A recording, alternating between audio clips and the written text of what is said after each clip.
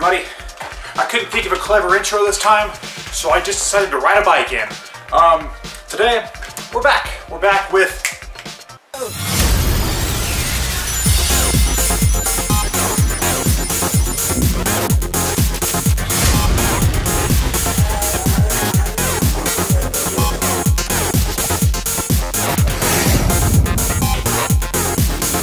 with the SEGA Genesis Classics collection, a great collection of games on your PS4, not the SEGA Genesis. From all I know, this won't actually play on the SEGA Genesis, but it will give you some SEGA Genesis goodness.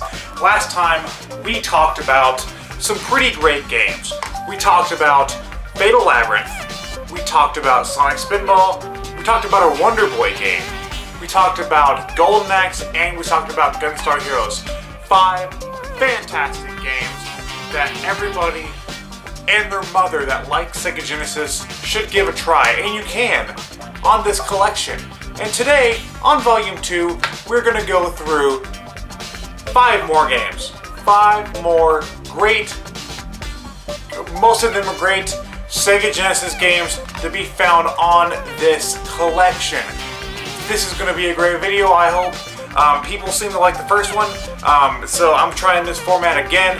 And before we start, yes, I did cut my hair. Thank you for noticing. Let's start off here with a little game that I like to call Altered Beast.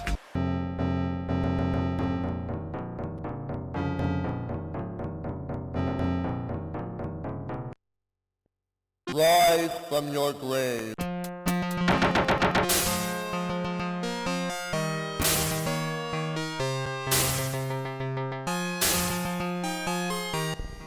Altered Beast is just one of those classic games that whenever somebody says Sega Genesis, it comes to mind alongside Sonic the Hedgehog, Streets of Rage, and Golden Axe.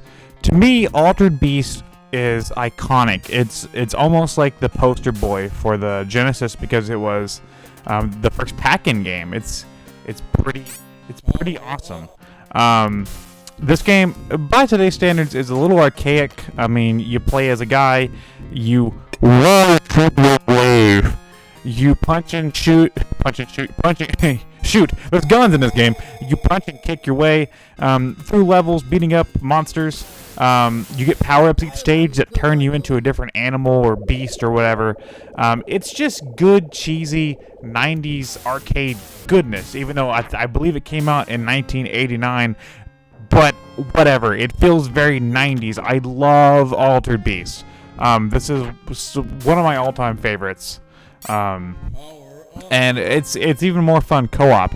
And I know most of you have probably played this game at some point, but if you haven't, this collection is a good time to really go back and try this. It's not that expensive to get an actual cartridge of this one, but it's just a fun game. This is a game that I can sit down on a Saturday afternoon and waste some time with because it's just so much fun. And I swear, this game has the funkiest game over tune I have ever heard.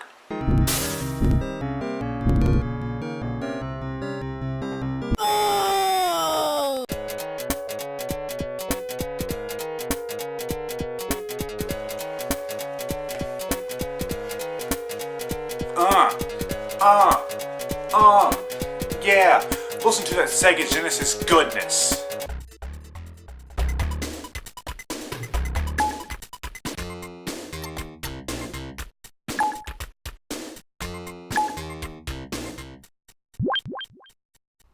Dr. Robotnik's Mean Bean Machine is probably one of the most important games on this episode to me because Dr. Robotnik's Mean Bean Machine is really Puyo Puyo in disguise. And this game is the reason why Puyo Puyo is my all-time favorite puzzle game. I had no clue as a kid that I was playing Puyo Puyo. I was playing some Japanese game, Puyo Puyo, brought over to America as Dr. Robotnik's Mean Bean Machine.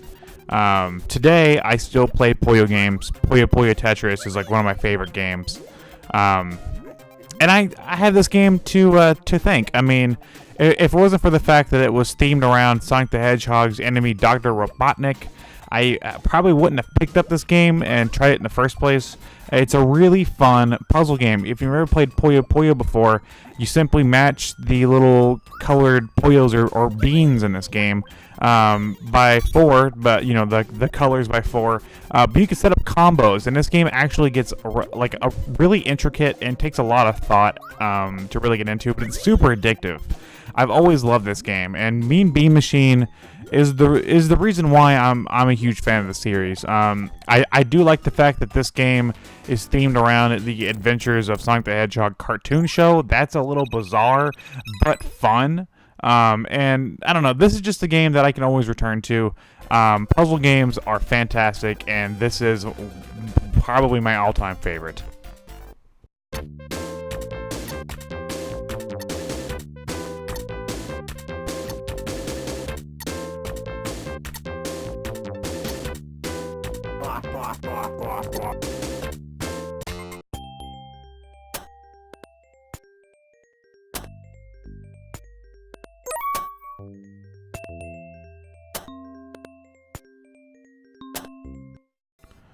Space Harrier 2. Ooh, Space Harrier 2. This is a hard one to talk about. Space Harrier 2 is such a good game. And I'm not talking about this version. I'm talking about the arcade version. It was such a missed opportunity here. I know they're wanting to stick to the SEGA Genesis theme, but man, the SEGA Genesis port of Space Harrier 2 isn't that good. It's really choppy. It's not smooth. It doesn't feel great to play.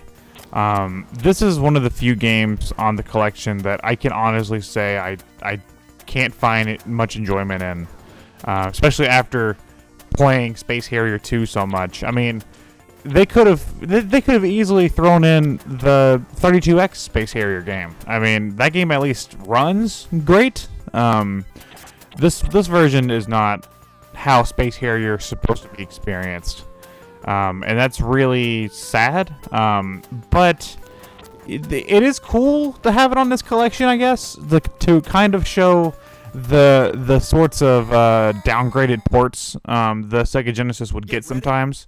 Because if you were at all familiar with the classic Space Harrier 2 arcade cabinet, this is not how the game should play. That game's great. Space Harrier is great. But this version of Space Harrier 2 just doesn't work. I mean, it doesn't. It just the music sucks. The gameplay sucks. The frame rate sucks. It doesn't even say "get ready" when you start playing, which is one of the best parts of any Space Harrier game. So maybe don't play this one. Yeah, bad game on this episode. Woo, celebrate, I guess. Oh, fuck.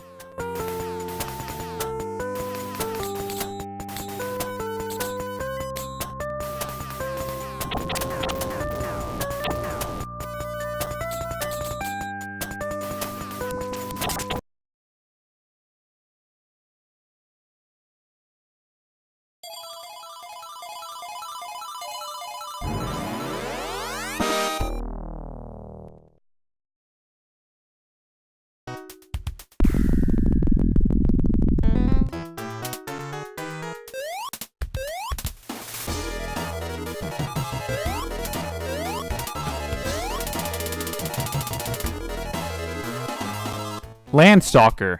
LandStalker, this is a game that I actually don't have much experience with outside of this collection. I've never played this game before. So sorry, fans of LandStalker, but I don't know much about this one. But from what I played, this game is pretty good. It's like an isometric adventure, like action-adventure RPG of sorts. You play as a treasure hunter named Nigel, and you find this fairy, and you guys go out looking for this treasure together. And from there on, it's an action-adventure game. You get into all kinds of mishaps like you would normally do in these types of games.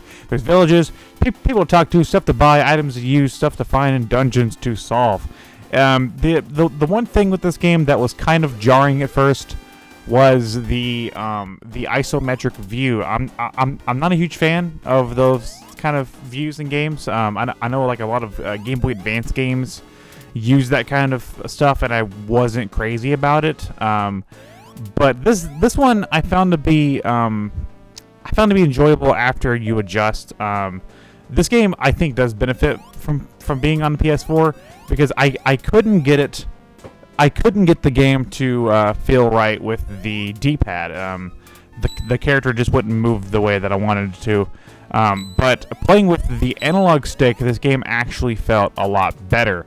And it's always awesome to have these kind of lengthy action adventure games on these collections. Because it gives you something more to dive into. Some people aren't into the arcade style games like Space Harrier or Dr. Robotnik's Mean Bean Machine, and that's okay. If you're a fan of action RPGs, LandStalker is a really cool one. It has really good presentation, good music, and all around is just a really charming game. I really look forward to playing more of this one. I really look forward to getting deeper into this game. But as it stands, I think LandStalker is a really solid title.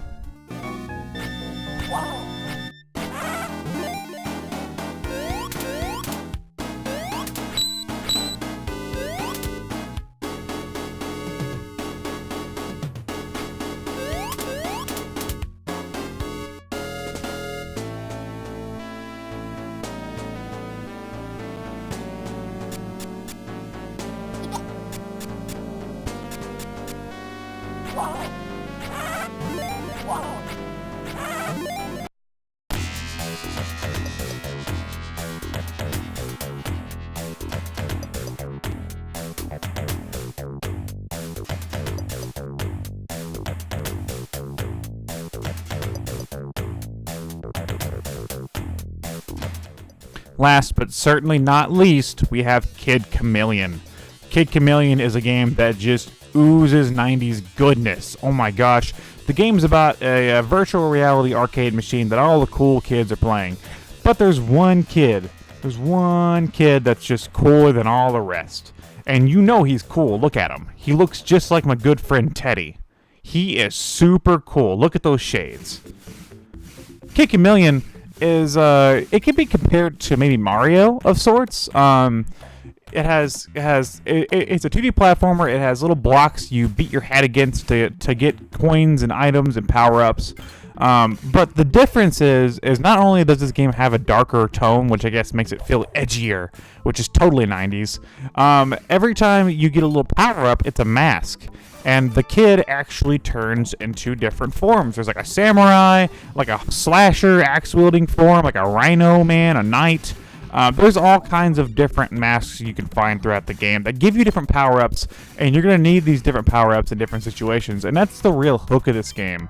The game's speed is a little weird. If you're not running, you can't really get some of the higher jumps, which does take a time to get used to, but I don't think it's awful. Kid Chameleon is a game that I've been playing for a while, so maybe I'm just used to it more than other people because I've played this game since I was a kid. But I wasn't a chameleon. I was just a kid. Just so you guys know. That was a stupid joke. I'm sorry I said that. This game is good, though. I really like the music. I've always liked how just 90s this game is. Just look, it feels so 90s. Just look at it. It's so much fun. There is a 2-player offering here, where you and a friend can take turns, kind of like in the original Mario Bros. Once again, I do think this game is comparable to Mario. I don't know if Sega was really going for like a mascot with this, but the kid, is the kid cooler than Mario? But I think so. I mean, does Mario have 6 shades? Does Mario look like my good friend Teddy? I don't think so.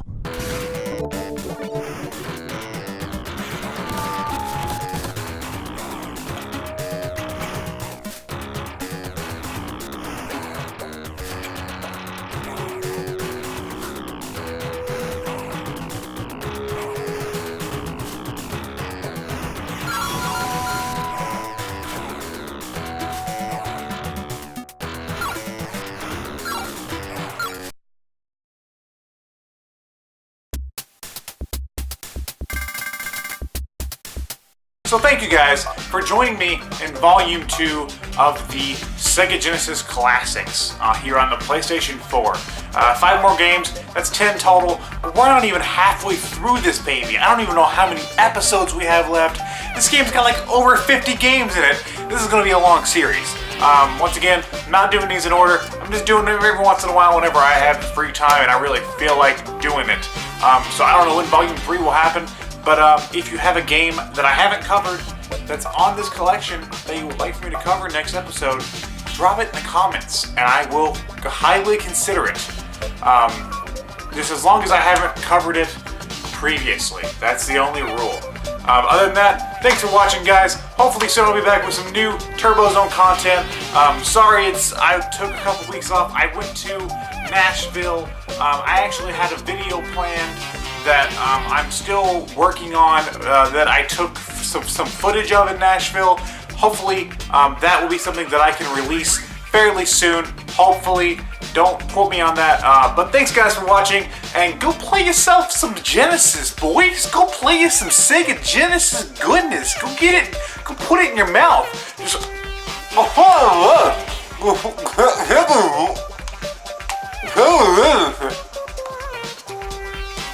SEGA Genesis.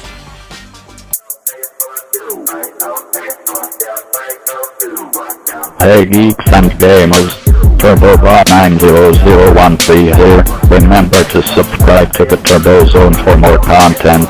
The Arcade Overlord thank you. Stay retro. TurboZone.